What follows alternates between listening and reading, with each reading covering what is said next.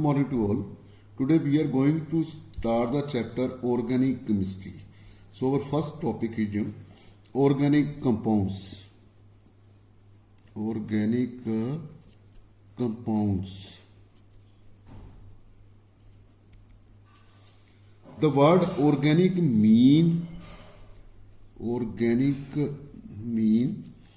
pertaining to life. Pertaining to life. When comparatively little chemistry was known, people thought that substances like sugar, starch, protein, and acetic acid could be obtained only from living sources like plants and animals. So they called such substances organic compounds. So the chemistry dealing with them is named organic chemistry. So the compound which we get the substance like common salt, blue vitriol, nitrate, which could be produced from mineral and non-living sources were called inorganic compounds. And chemistry dealing with them is called inorganic chemistry. Since these organic compounds were obtained straight from the nature and there was no known method of preparing them in the laboratory.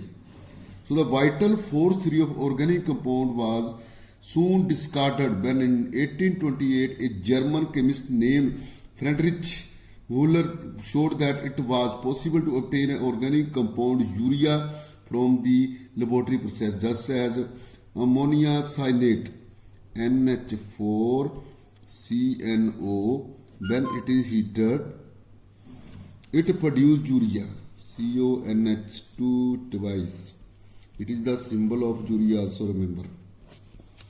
So in 1845, Kolbe prepared acetic acid from the constituent element carbon, hydrogen and oxygen. Berthelot in 1856 synthesized methane gas. In this manner, the old concept of organic chemistry was given up and it was said that organic chemistry is essentially the chemistry of carbon compounds. So now carbon compounds. Organic compounds.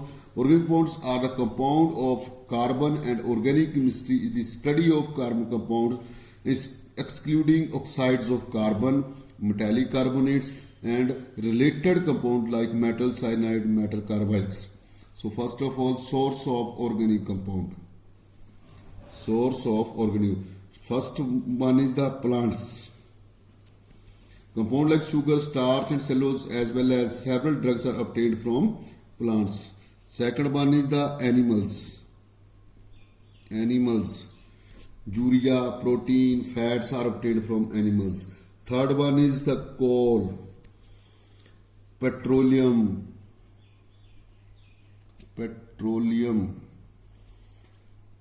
fermentations, wood, synthetic methods. These are some source of the organic compounds. So there is a difference between the organic compounds and the inorganic compound is on the first page. Read the book properly and find out. That means they are differentiate on the point of presence of carbon, solubility in water, solubility in the organic solvents, melting and boiling point, combustibility, bonding, such. So now application of organic chemistry. Application of organic chemistry.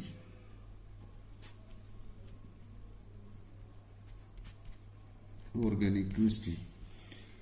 Organic compounds are extremely useful to us in our daily life. The soaps, the shampoos we use while taking bath, the powder, perfumes we apply to bodies, the clothes we wear, food we eat, means such as the carbohydrates, protein, fat, vitamins, natural gas, petroleum, all are related to the organic compounds. So unique nature of carbon atom. Unique nature of carbon atom.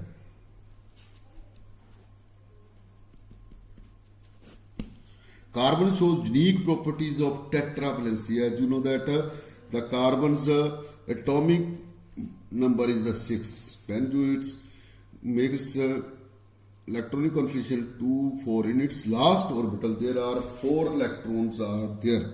Mean it's in valence electron there are 4 electrons. So it is not possible that it can lose its all 4 electron, or to complete its octet it is not possible to gain all 4 electrons. So it's why its valency is a tetravalency. So it only mostly share the electron with other atoms. This characteristic of carbon atom, by virtue of which it is formed 4 covalent bond, is called its tetravalency. Catenation, next property. Catenation. Carbon atom possess a unique property to link together.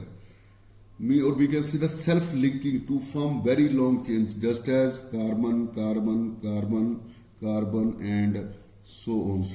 This self-linking to form very long chain, this property referred as the catenation. So remember the definition of catenation: the property of self-linking of atoms of an element through covalent bonds in order to form straight chains, branch chain, and cyclic chain of different size is known as catenation. This is the simple chain. Branch chains are in this way. These are branch chain. So there are also closed chains are also there. Carbon, carbon, carbon, carbon. These are closed chains. So formation of a single and double covalent bonds.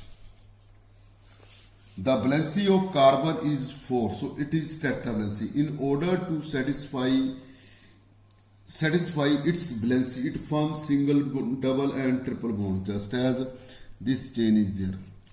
Here all carbon atom having the single bonds, but here carbon atom is a double bond. But if you notice that with carbon atom there are only 4 bonds: 1, 2, 3, 4. 1, 2, 3, 4. 1, 2, 3, 4. There is a double bond. If there is a triple bonding is there, then 1, 2, 3, 4. 1, 2, 3, 4. 1, 2, 3, 4. This is single bond chain. This is double bond chain. And this is triple bond chain. This is the unique nature of carbon atom to give rise to formation of large number of compounds. More than 5 million organic compounds are known today. So organic chemistry may be defined as the chemistry of hydrocarbons and their derivatives. So the features of covalent bonding involving carbon atom can join with each other to form long chains.